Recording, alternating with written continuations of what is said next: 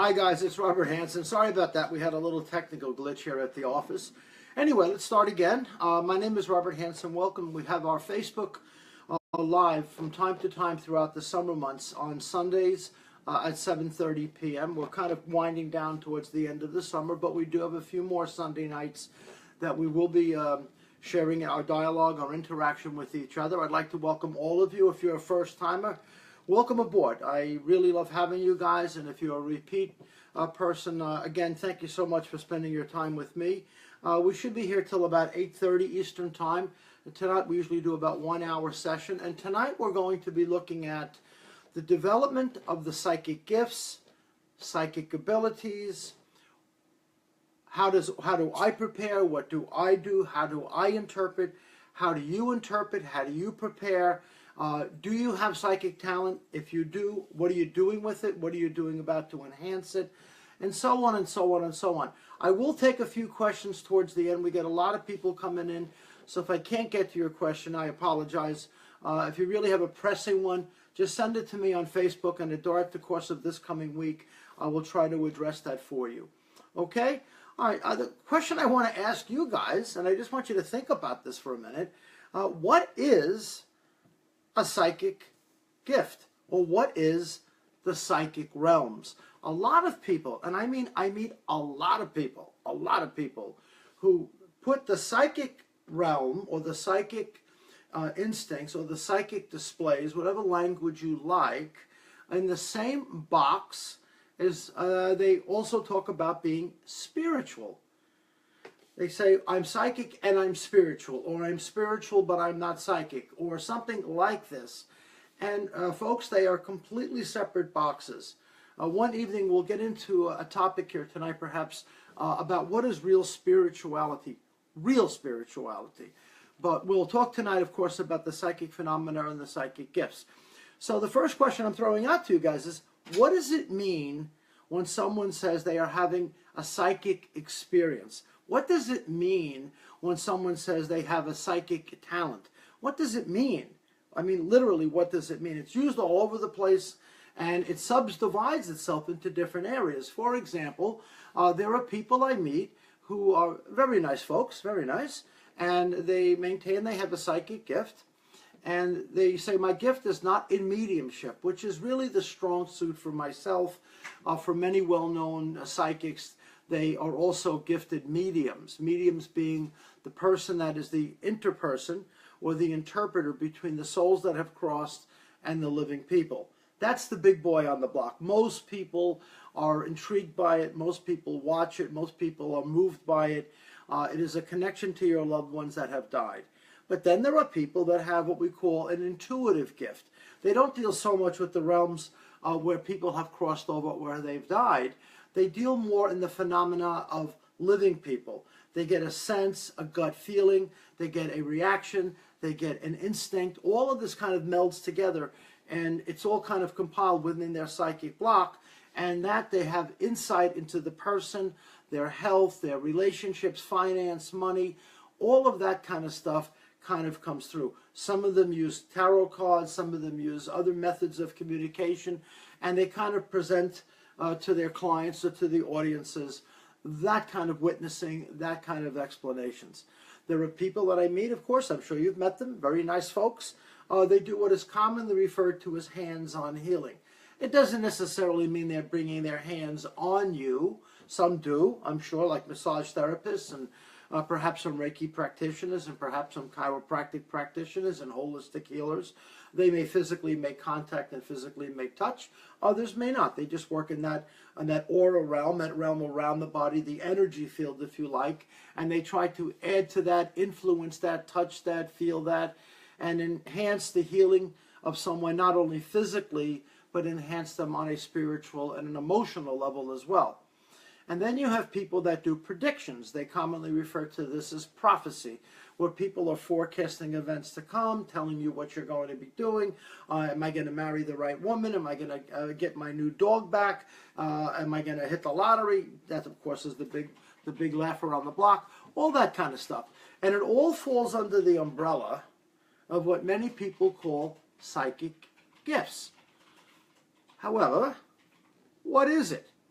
Or are these people just running around in their imagination? Are they just running around in some kind of what we call junk science fantasy, where they simply just want to believe they're doing something magical or special or unique, and they are doing that for and with people who also want to believe what they're doing is magical.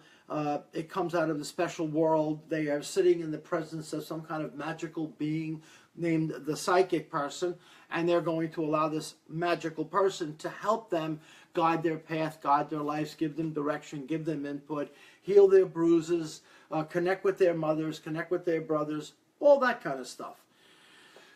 So when I teach this at my office, and when I do this in certain lectures that I do, one of the things I ask people is, I say to them, I want you to think about one movement that you can think of internally, one, that is psychic.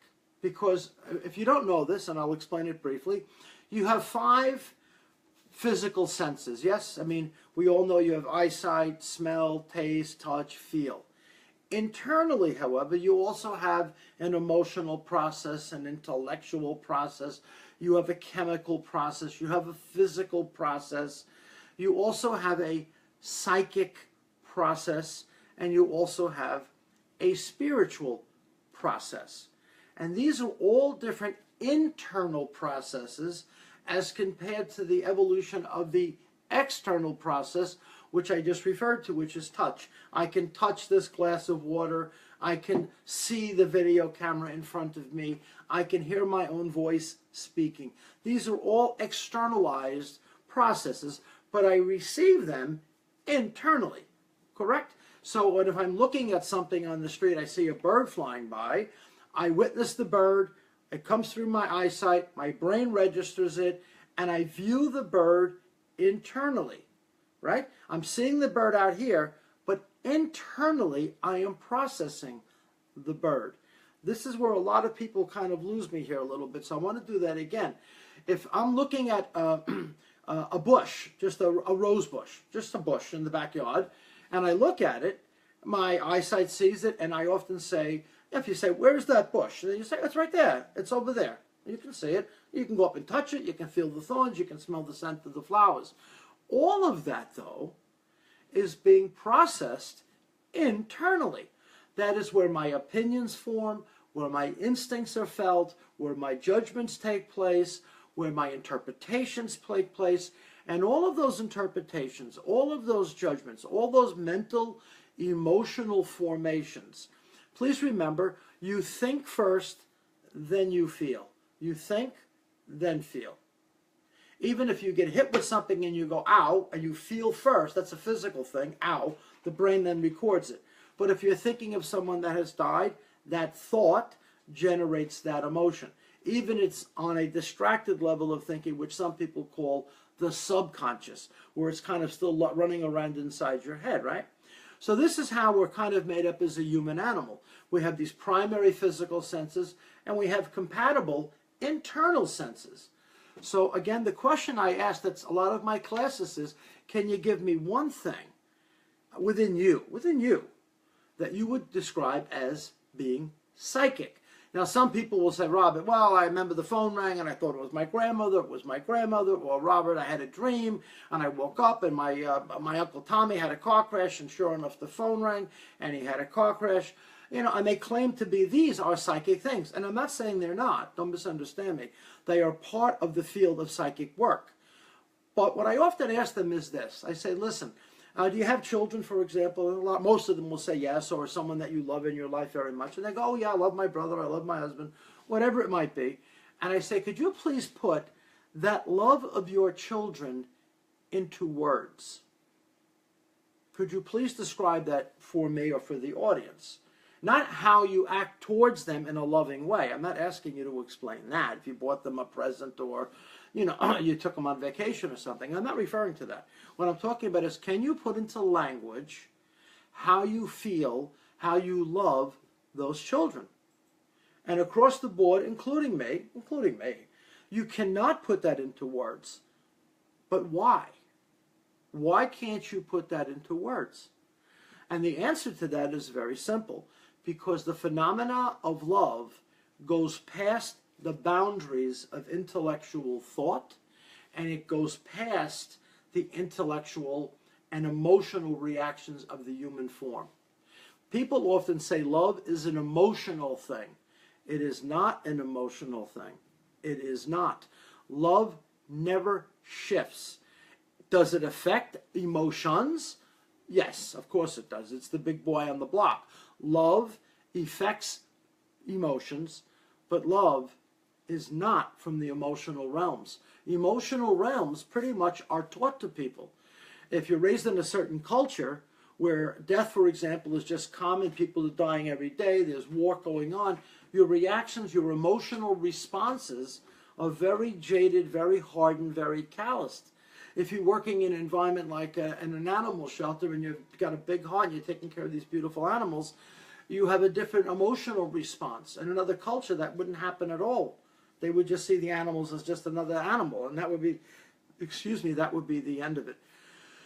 So, the big boy on the block is this movement called love. Love is the easiest one, I think, for most people to recognize, and that is born out of the psychic field and expands, and it expands into the spiritual realms as well. People think love comes from the spiritual planes.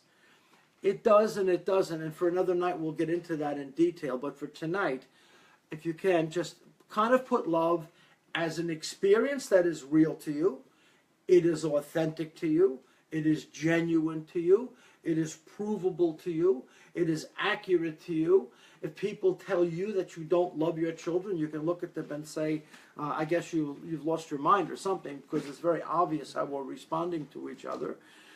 So love is something that you can put your handle on. You can say, I know what that feels like. I know what that touch is like. I know what that whole vibration is like. It is unshakable. I know exactly what it is, and it is unmovable. If you're just coming in tonight, just saying hello, let us know where you're from. We have people every week that come down, and we're finding new and new friends always joining our site. Let us know if you're a return person. Please let us know, too, that you're back watching tonight. Okay? Thanks again. I'm Robert Hansen. Welcome to joining us tonight on this Facebook presentation.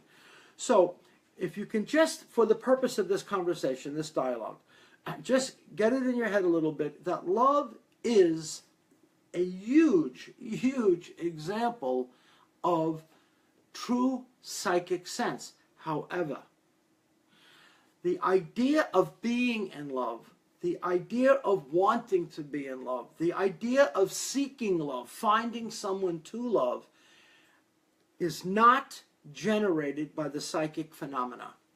Not. That is generated by the intellectual, emotional phenomena, because that is based on a wanting, a desire, an attachment, something that you are seeking to get.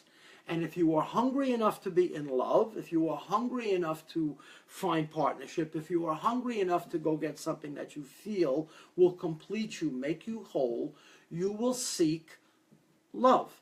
Sadly, in most cases, as many of you probably have found out, that wobbles after time and kind of dissolves, because the idea of what it was is not matched by what you walk into. It's just not. And as the idea is constantly shifting as you change in age and experiences and intimacy and relationships, all of this, the idea of this loving thing is constantly shifting. That same movement that is seeking love, that is seeking passion, that is seeking relationships, is formed out of the head. And there are many people that I meet, and they're very, very nice people, who have the same seeking internally, not for love per se, but the love of the psychic stuff. They want to believe, they want to pursue, they want to go after the acquisition of a psychic experience. And they kind of think that if you take a class or you go to a book or you somehow go to a lecture, you will shift from not understanding it to understanding it, simply by the matter of reading a book or meeting someone like me, perhaps. And I'll explain it to you, like we're doing now, right? Therefore, if you're not in love with somebody, let's say you're not in love, you're just not, and you want to be, and I said, hey, Tom, go read a book. It's the ABC of how to fall in love, and I give it to you, and you read it over the weekend. On Monday morning, do you believe, sincerely, that you will now know how to fall in love because you have read the rules or the ideas or the concepts of what love should be like? Of course not.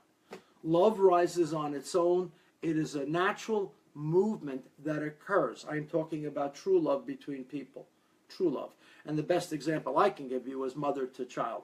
There's nothing more pure in most cases than a mother's love to her child. Nothing is more pure than that, especially as a newborn when the baby first enters the world. The love between mother and child is almost like a bright light. It's just beautiful to be around, beautiful to witness. It doesn't need work. It doesn't need effort. It doesn't need any kind of mental trickery. No one's trying to convince anybody of anything. It is obvious. It is clear. It is real. It is vibrant. There is no mistaking it that the psychic blossoming of love is present. And anyone from the outside, in the same way you watch the bush, the rose bush, or the bird in the sky, you watch that. You do not just process that through your head and some sense of a feeling. When you watch a mother bringing her baby to her body for the first time, if you've have the pleasure of doing that, which I've had with my wife several times, it is a movement beyond words. You cannot put that into words. You just can't. And yet it's right there and it's real. Okay, that kind of sets the table. That kind of experience, that deep knowing, that intimate knowing, comes as a result of the readiness internally for this process to blossom.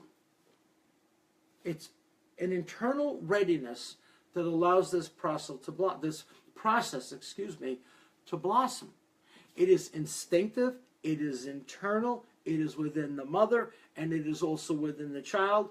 And years ago, or perhaps not too far back, we were all babies, infants in our mother's arms, and we too still have and still own that core response. We never, ever, ever lose it. But over time, it gets curried up by the world, by activity, the law of money, the law of sports, the law of occupation, travel, illness, accidents, death shows up, different things come into play, and we kind of leave it dormant, right? We kind of leave it dormant.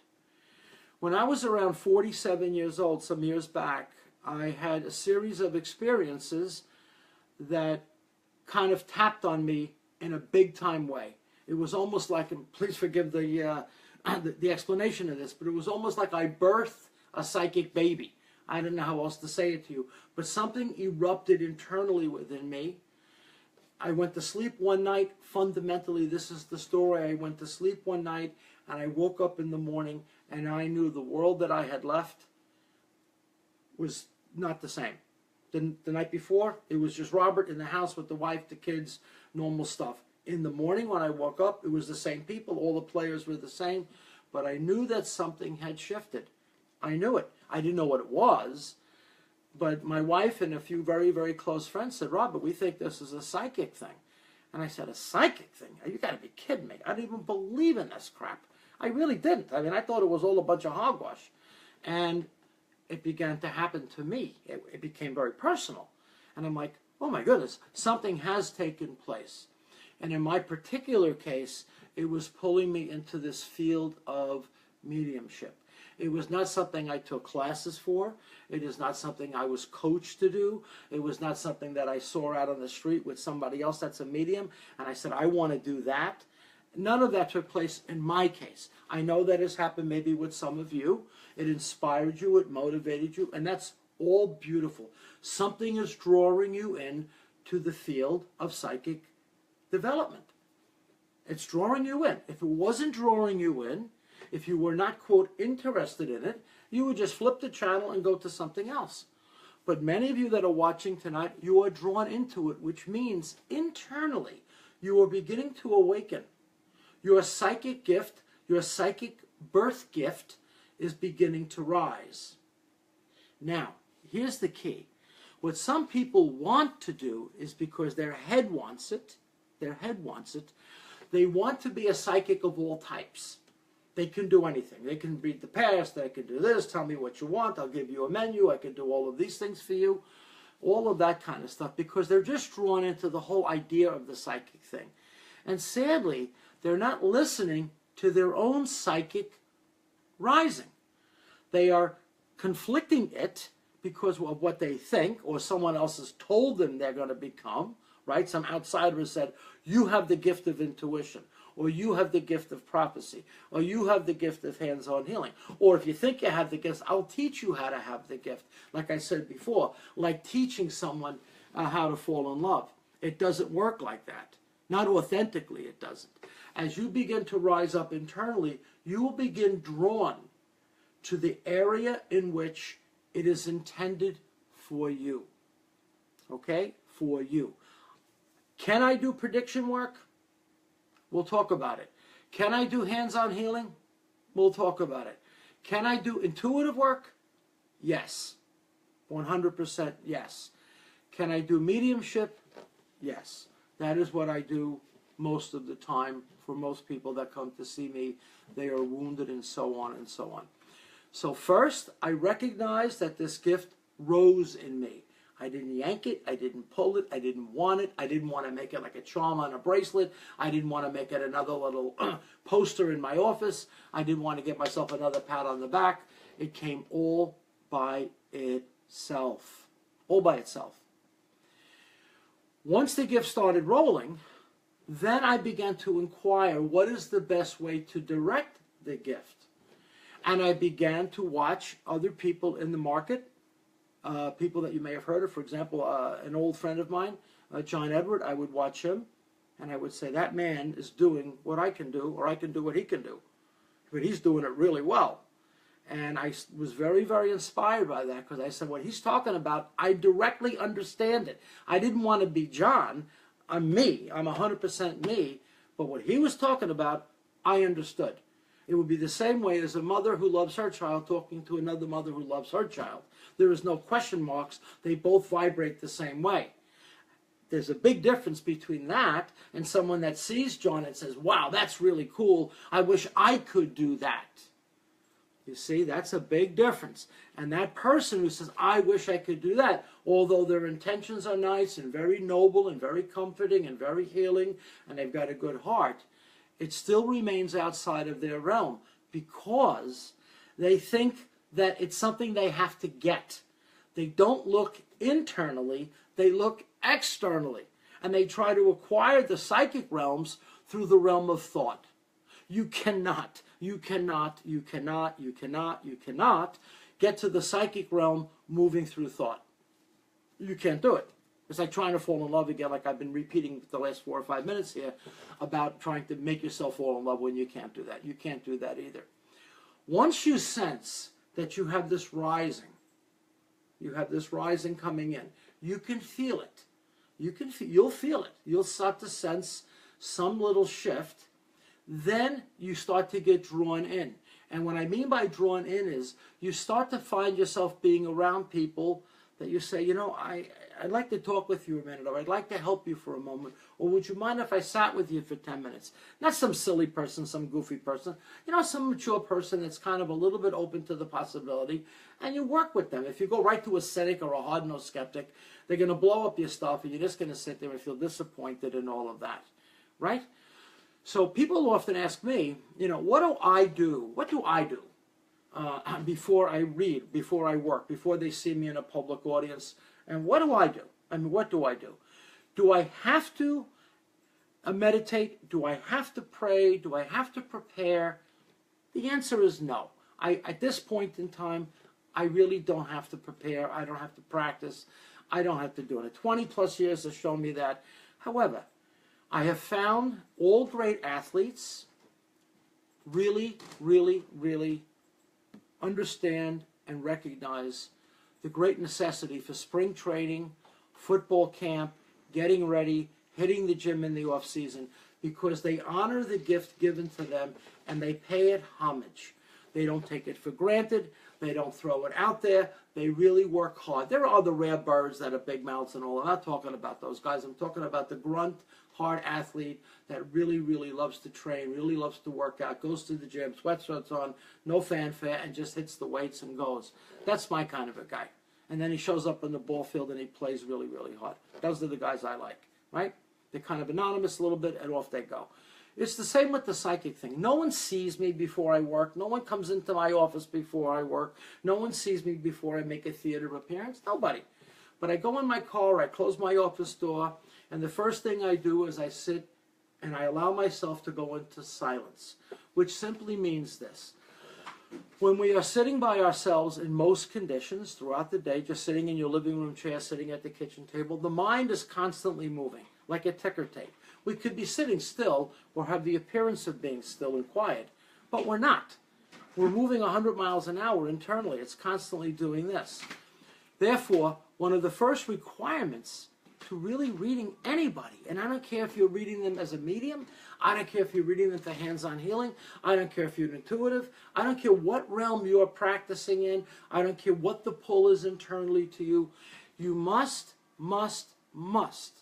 come to learn to separate your own thoughts, your imagination, your desires, your demands, your wants, your experiences that you've read about, other people that you've seen, all of that compilation that your brain is trying to figure out to make you come across as a solid medium or a solid psychic. And what really is happening there is you are just pandering to the movement of imagination combined with thoughts, and that is what comes out of you. And that's what comes out. And there is no contact with the psychic realm. It is in the intellectual, emotional realms where you have remained. And what many people do, and they do this, they just do, they maintain that intellectual, emotional realm, right? And then they sprinkle around it, and they put around it rituals. Some of them do smudging, some of them do incense, some of them put salt on windows, and I'm not knocking any of these things. But in all sincerity, they are external distractions. If I put a picture up of my son on the windowsill, does it draw an emotion out of me? Yes. Does it make me feel a certain way? Yes, of course it does. But it's not my son. When my son enters the room, it can't hold a candle to that picture. That flat, shiny picture, it doesn't touch it. The real thing is what I love, the actual being, the person, his essence, everything about him is what I feel in the deepest realms of love, the psychic window, right? So it's the same thing with us. If you're in the psychic practice, if you're in the psychic work, regardless of what it might be, to really deepen your work, to really get in there, the first thing I suggest, and I do it every single night, if you get a chance to bump into my wife or my kids and you ask them, say, does he really do this? Every evening, I spend about a half an hour quietly, and I just close my eyes and I practice my breathing, and I feel my thoughts moving, and I allow my thoughts just to slow down. I don't try to force them. I don't try to get rid of them. I don't try to push them away. I just let them dance. And as I'm breathing, these thoughts are dancing, and the less attention I pay to them, suddenly the thoughts get quiet. And what replaces these thoughts is what we commonly refer to as entering silence. Or sometimes if you've met me, I will say, my window has opened. I will use that term. I have opened my window, which simply means that I am now processing what is in front of me, not through thought, but through inner silence. When that inner silence is present, it touches the silence within the guest. The guest is sitting there just staring at me like I'm a zoo creature or something. They don't know what the hell to make of me, and they're just staring at me. Their brain is clucking 1,000,000 miles an hour. Is my mother going to come through? Is my father going to come through? I hope he talks about this. What does he do that? Is this guy full of crap? All of these things are running through their head. Of course, they're flowing like crazy. Maybe some emotions come out. Maybe they're tearing up a little bit, but there's emotions and head stuff. What they don't realize is this beautiful silence within them. I'm receiving it, and I'm also receiving the inner silence of those that have crossed over. When a physical body ends, when the physical form ends, that is all that ends. The thinking mind stops, yes. Lungs stop, yes. Heart stops, yes. The form dissolves, yes. But the essence, the consciousness, what we would call the soul, vibrates. To experience that soul, though, to experience that consciousness, it cannot get through thought. It bumps off of it. It like bumps off. It bumps off. So when the medium or whoever's sitting here is not really open to this window and is not really getting into this window, and yet they're maintaining that they are in that window, but they're not, they then go to what we call ritualized practice, where they start sharing things that are commonly taught by other psychics, where they are talking about certain symbols and certain things here and certain things there, and the certain vibration they're getting and all of that. And it kind of remains very innocuous. As you guys should know, if some of you are kind of seasoned a little bit in the psychic stuff, there's a word that we call validation, which means the medium is giving the guest something, and the guest says, there's no way on planet Earth that this guy across from me would know that my brother was killed in a stampede of cattle. He was a cattle rancher and he got killed in a stampede, and this guy walks across the room and tells me that. It's impossible. That is not coming through thought. No one, I can't look at someone and say, what does she look like? Does she look like a cowgirl? I mean, we're in Massapequa or something and I'm looking like a cowgirl, right? It's crazy. It's madness. You can't read like that. But all of a sudden she'll say back to me, how did you do that? I said, I didn't do anything. That consciousness of your brother, it vibrates with you. And by going into this silent space, I can receive it. You see? When someone is sick or someone is injured, and I go, what do I think this is? What this might be? Well, I start asking a lot of questions like, did your back hurt? Did your knee hurt? Did your head hurt? Did your ear hurt? Did your hair hurt? You start doing that stuff. Now we're probing. There's no more psychic energy involved whatsoever. It may have the appearance of the psychic because the crystal ball is on the table and someone's got bird feathers going and they got all this other stuff. And it's coming across, presenting itself as such, which is the external fluff, we call it, of the practice. That's not going to, all of that other stuff may be helpful, it may get you in the mood, it makes the soft spa music, all that stuff, but the essence of this comes in the reactions through the guest, like this. They are the ones that you were there for. The souls of their families are the ones that you were there for, not for yourself. The medium has to empty oneself out, enter into silence. So what I do is I sit in my car somewhere and I get very silent and I stay in that for about 10 or 15 minutes. And then for me personally, it's also a wonderful opportunity for me to, quote, speak with the people that I love that have crossed over, my mom, my dad, my nephew, my brother, and so on. And I will pray to them in the form of a prayer, not a religious prayer. I kind of talk to them and I say, hey, because my window is open and I can feel them coming in and out all the time. And I'm not saying this to convince you of anything because I don't need to do that, I hope. But when I connect with my family, it's anytime I want. And what I'm saying is not exclusive to me. You can do it too. But the problem is you lean too much on your head and your emotions. You've almost either don't believe psychic stuff exists, and a lot of you don't because you've witnessed some people, I guess, out there that present themselves psychically, and you walk into it and you get very disappointed and you say, this is a bunch of crap. I don't know what the hell, this is all crazy people, right? But then when you walk into certain people that are truly gifted, that really have the gift, it can be life-changing. And they are very humble with it. They're very gracious with it. They don't try to shove it down your throat. They try to present it. It doesn't mean that if they are receiving something accurately, they won't push it for you or to you. That doesn't mean that. Meaning that we're fighting for the soul, and many people are just resistant. They only want to hear what they want to hear. They don't want to hear anything else, you know. So I say to them all the time, hey, please, I'm interpreting what is present, right? I'm interpreting what is here, what is being revealed to me, what is being shown to me. I'm not here to tell you or sell you what you want. That's not what a medium does. A medium is an interpreter of the souls. And our job is to give you exactly what is in front of our noses, so to speak, and nothing else. No fabrications, no looking for bird feathers, none of that stuff. the guest wants to know how their brother died or how their sister passed and who's got their family members and do they really watch me and my children? Did they know my other sister got married? They want to hear these things. They want to hear these things because it's important to them. It's tangible to them. They can touch it with their soul. They can feel it. They know it's accurate. And they go, holy Christmas, this is really happening. And of course it is. And it's not as distant and far away as you can. You see? So one of the big secrets, and this is, and I hate to use that word secret. I didn't mean to draw you in with the secrets, right? It's a secret.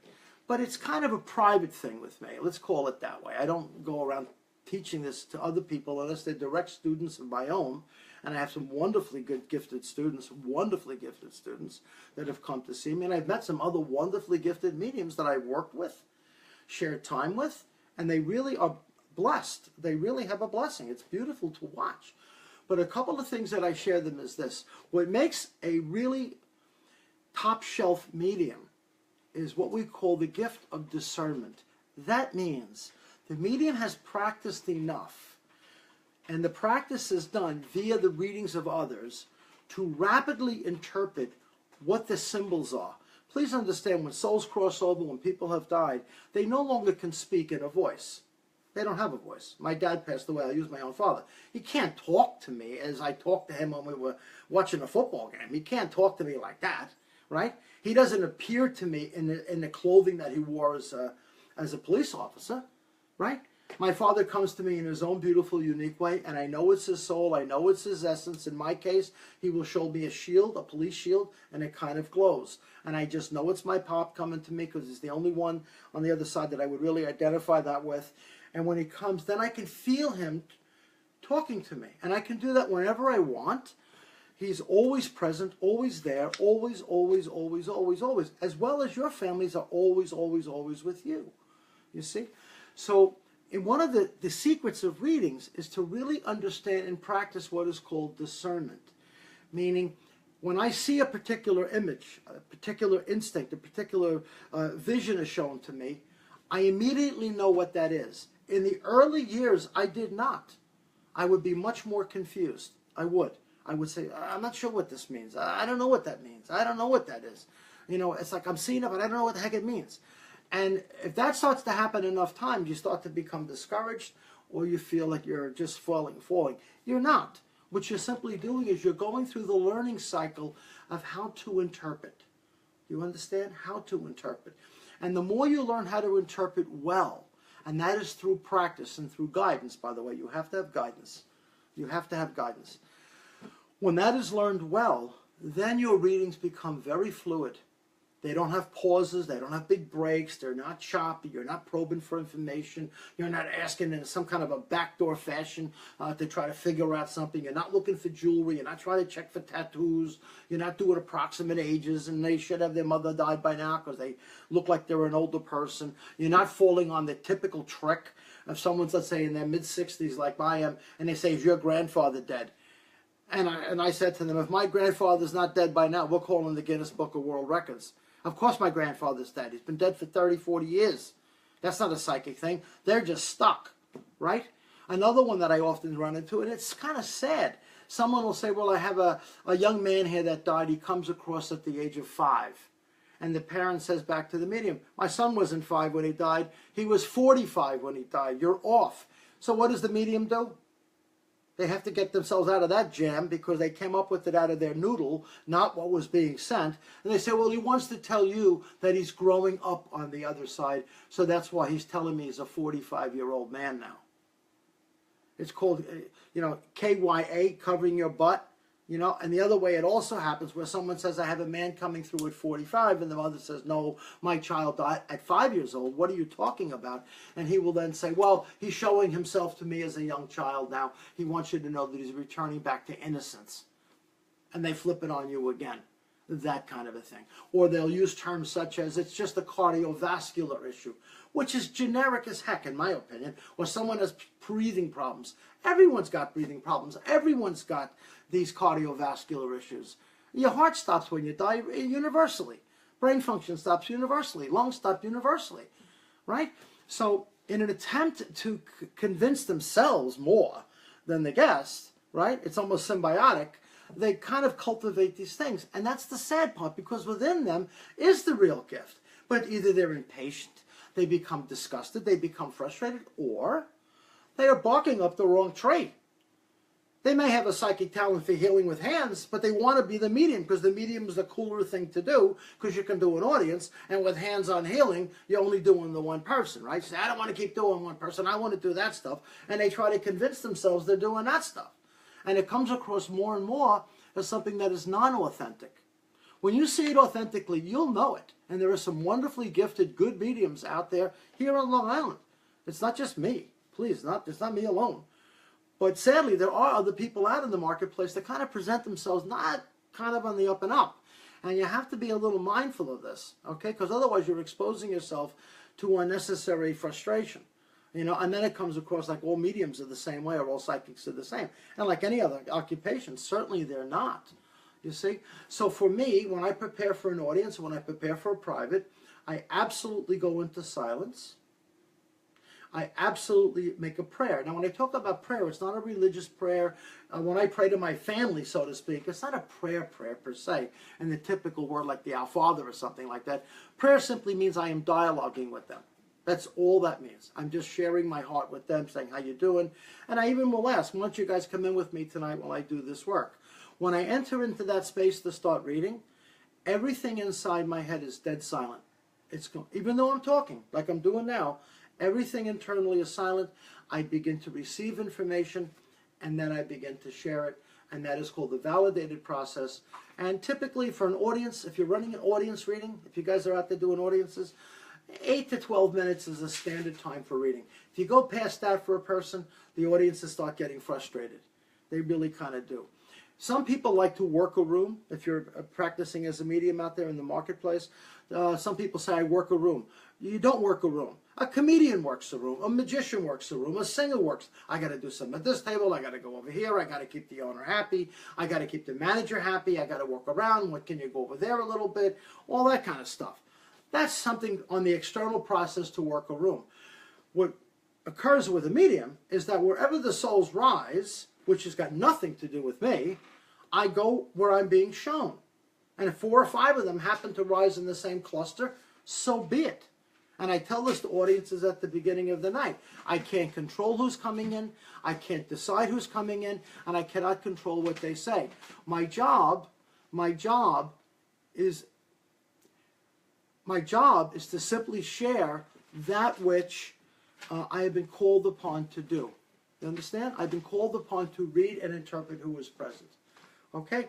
Now, if you're a hands-on healer, I want to talk about you guys for a minute. Okay? There is definitely a transmission between the psychic and the client.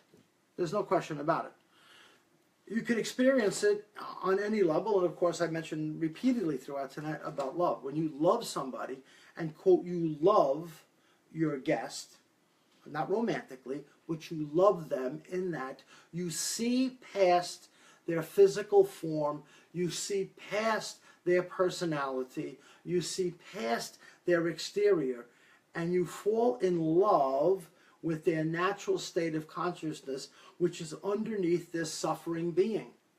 That is what you are entering into silence for. If you're not entering in silence, then you're only witnessing that client through mind, hands, through body, mind, and emotion. That's it. And you have severed or have left dormant the deepest piece, which is the psychic part, which stimulates within that guest their healing as well. The hands-on healer doesn't fix the guest. The hands-on healer acts as a catalyst, like match to fire. It lights it up, and by the mere presence of the healer, done authentically, it can have major results. Caution, caution. I do know some hands-on healers that go out of their boundaries a little bit, and people are genuinely sick, let's say with a bad back or something, and the healer says, keep coming to me, I'll fix you, and it turns out to be spinal cord cancer. God forbid, God forbid. And because the patient or the client was nervous about going to a mainstream doctor, they chose to go around the corner to a, quote, healer, and they got just good news given to them, and go, I thought I was really bad with cancer, and the healer is telling them, no, no, no, no, no. If you run into someone like that, run for your life. A competent healer, a really good one, will say, I sense it, and if they're really sensing it and they really are open, they'll sense that cancer. Oh, absolutely they will. They will read your body like I read the people that have died. But if they kind of suggest to you nothing is wrong when you really have that kind of terminal illness, for shame. Because now they're just self-inflating themselves by saying, oh, I didn't feel that. All that kind of stuff. So please, if you're doing hands-on healing, and I applaud those people that do, it's a beautiful calling. And it can be done with animals as well. You know, healing the pets and the dogs and the cats and the horses. Hands-on healing is huge. You've seen these guys that do the horse whisperer type guys. That is Psychic 101. They are talking and communicating past the realm of voice. It is amazing to watch. I can't do it. I can't do it. I have some sense of it. But there are certain people out there that are just remarkable. And if you really tune in and watch how they do it, they are being opened up into the same silent realms that the mediumship comes through. Now you have people that also do prophecy work. You know, people come to me all the time and they say, hey, Robert, I need your help. I said, what's up? You know, and they tell me in advance, I'm not here for what they call a dead guy thing or a dead other person or something. I'm like, okay, what do you need?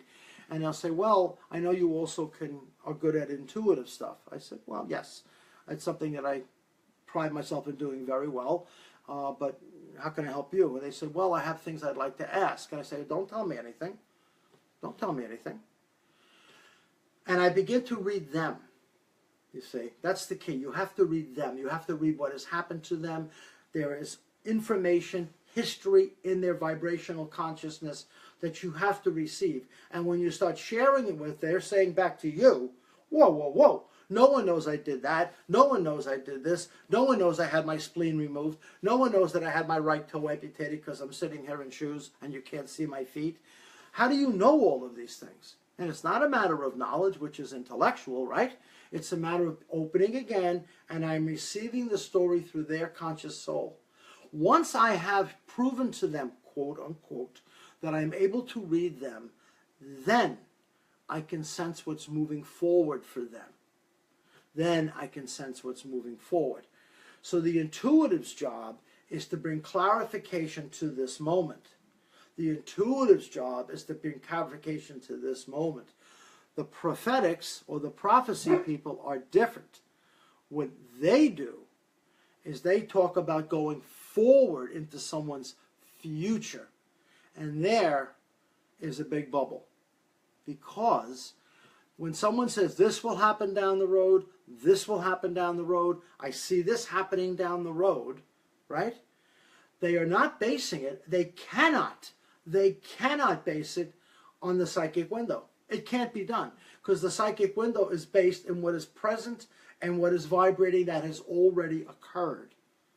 I ask people that see me prophetically all the time. They come in and I say, I don't do it. I don't do it. I'm not telling you what to do out there, you guys. If you do it, God bless you, do it.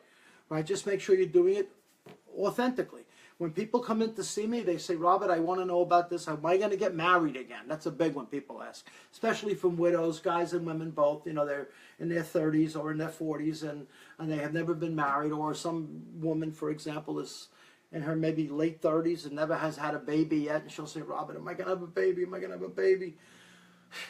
Right? If you tell them no, they walk out heartbroken. You tell them yes, you're lying. Because you can't know that. Even the obstetricians can't know that. The doctors don't know that. The OBGYN experts don't know that. And you're sitting there across from them telling them yes, bringing up their high hopes, you see. So I often tell my guests that ask for that kind of stuff, I say, guys, look, what is it about your own soul and what is it about, quote, the God of your own understanding that you don't trust? What is it about you internally that you don't trust to wake up tomorrow morning or later into today and handle life on life's terms? What is that about you that you need some outsider like myself to give you a sales pitch to make you feel better? That kind of sales pitch only appeals to people that are very fragile, very wounded, caught up in the imagination of the psychic stuff. They just are. And when someone tells you something that's going to happen in the future, when they tell you this, right? They have the rest of your future to deal with. Now the session is over in 20 minutes, let's say, or 15 minutes, and they say, yeah, you're going to have a baby down the road. I can see a baby in your future. Yes, I can see a man with a beard marrying you one day. And you walk out of the office and you go skipping down Sunrise Highway or something and you think everything is great. And a year or two go by, you completely forget about the psychic guy or gal, and you say that psychic was a bunch of baloney. Nothing's happening. I'm not getting married, right? Or you happen to get married and you say, oh, the psychic was right. No, they weren't right. Marriage is a normal part. Relationships become a normal part. And you simply relaxed enough and you were receiving enough for it to be open. You see, back in the old days, the old Bible days, they didn't use the words like intuition. They didn't use the words like insight. They didn't use the words like ego, superego, consciousness, higher consciousness. That wasn't really part of their lingo. So when someone had an insight, when someone had an intuitive wisdom, when someone saw something coming, for lack of a better word, they called it prophetic. They are seeing something to come. So for example, if you see someone walking on a tightrope in a wind, the prophecy is pretty high that at some point in the future, if this keeps up, they're going to take a bad fall. Right? You see someone walking on a high wire in a windy day, you're going, they're going to fall, they're going to fall, they're going to fall. If not now, they're going to fall next time this happens because they're going to fall. And sure enough, they fall. Is that prophecy? Or is that just rational thinking and mature thought that looks at a situation and says, boy, this is going to go bad? Right? It's not prophetic. It's not prophetic. You see? So that's where some people, they kind of hold on to that stuff. You know, they want to make themselves feel like they're unique. Intuitive insight, what's coming up shortly, what's around the corner, is absolutely valid. And I do get this myself. During a session, I will say to somebody, for example, they might say to me, for example, I want to ask about my Uncle Anthony. And I'll say, okay, let me just see what I'm receiving. If I'm receiving, I'll say this, it's quiet. I don't hear a thing. Okay, that's the end of it. I won't make up anything. But all of a sudden I might say, ooh, I have a feeling he just had major open heart, but they had to go rush him back in the same night for a second bout, like he was starting to fail or something. And they go, oh my God, yes. I said, this is just like in the last day or two, because this is coming through my silent screen, right? And they'll say, yeah, it was last night. Then I might get another shift, and I might say to them, guys, listen to me. This is a time to stay very close to that man. I do not like this moving vibration. And the reason why I'm talking about it is because I can feel that psychic window start to move. And I know what that means. They're beginning to get ready for the soul to move over. They're getting ready to drop the body. I'm talking imminently. And then the guest says, Robert, they're taking him off life support tomorrow. That's correct. And they can validate or support what I say as a truth. Otherwise, they're just living in the world of I hope and I dream it's true or not true. And the medium or the psychic prophetic person, not so much the medium, but the prophecy person, is simply working off of that. Working off of that. You understand? Are there certain people that have unique visual gifts going forward? Yes, there are. There are some very, very rare humans that can literally see down the road a little bit. But the human mind, the evolution of emotion, the movement of the life itself is so complex, so sophisticated, so turning, so changing, so like the ocean waves are crashing all the time. It is literally just about impossible to pin down anything specifically to that realm, You follow me? I want to talk a little bit about the rituals and about the preparation, which I talked about a few minutes ago. And this is not religion, so please don't go religion with me, okay, guys? I happen to be a Catholic kid. I go to Mass on Sundays. I make Mass. I enjoy the quiet. I enjoy the solitude. I sit with a couple of people that are from my neighborhood who I know very well. They're wonderful folks. It's kind of like a little gathering, and it is social. There's no question it's social. It's quiet, the stained glass. I know the priest. I know the lectern. I mean, you know them. I've been doing it for years, and you go, and it's all good, right? And it's all good. And there's a social element to it, which is quite beautiful. If you enter into the church and you're caught up in the vestments of the priest and the organ playing or the choir singing and the stained glass windows and the light breaking in the window and who's in the suit and who's over here and the bells that are ringing, all of that, it's very nice, it's very entertaining. It appeals to thought. But when one really enters into the sacred, whether it be a Jewish shul, a yoga ashram, sitting in your backyard, sitting in the woods, going to the beach, whatever that place may be, wherever you find yourself closest to, quote, God, I'm putting very in quotes here, the sacred, the beloved, whatever term you like, you sense that because your thoughts have moved over. If you go to the beach or you go to the woods to seek God, good luck. Because that means you can't feel God here. You have to go there for the experience. And that is mind-driven. It is the presence always. Always, always, always, always, always, always. The sacred is present. It is never not. It is never not. What is not is your awareness of it. And that is why you feel you must seek. It is the same thing, to finish this into a package tonight, about the psychic gifts. The big secret of psychic work is to learn to enter silence.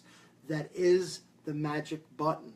When one learns to enter silence, everything can be received. When one comes out of mind, emotion, desire, demand, wanting, I want to be, I want to become, I want to convince you, I want to show you, I know how to do smudging, I can light incense, I can do this, I can do that, I can talk psychically to you till your head falls off, I can talk about bird feathers. All of that is the same thing as stained glass and the church bells and everything else. But when it gets down to it, do you really enter into that place of the sacred? And to know that and to do that is like falling in love with your child. I have the same vibration, the same. When I hold my son or I hold my wife or I hold my daughter, it's the same vibration when I am reading. It's the same. And when people thank me for a reading, many people thank me on Facebook and stuff, I always say, it was the love of your family and by God's grace alone that this reading took place. I'm just an invited guest. I have been allowed to enter this space for a short amount of time. I have been allowed to open my window, and they receive me because they trust what's going through me, as they do with other mediums. Okay? So that kind of concludes this piece of tonight. I just want to do some announcements for you.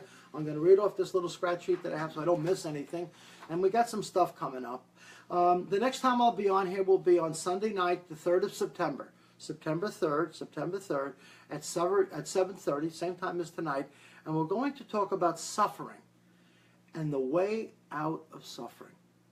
What causes it and how to get rid of it.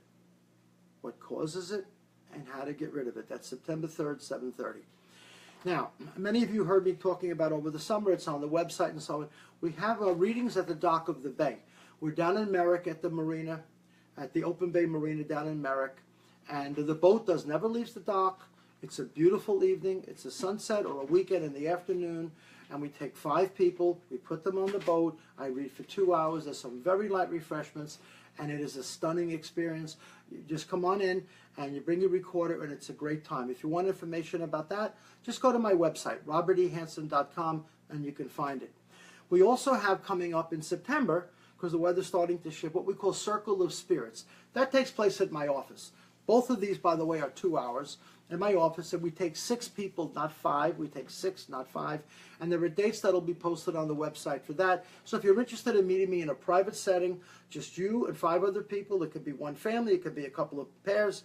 It's a wonderful experience. We've sold out all summer. It's great.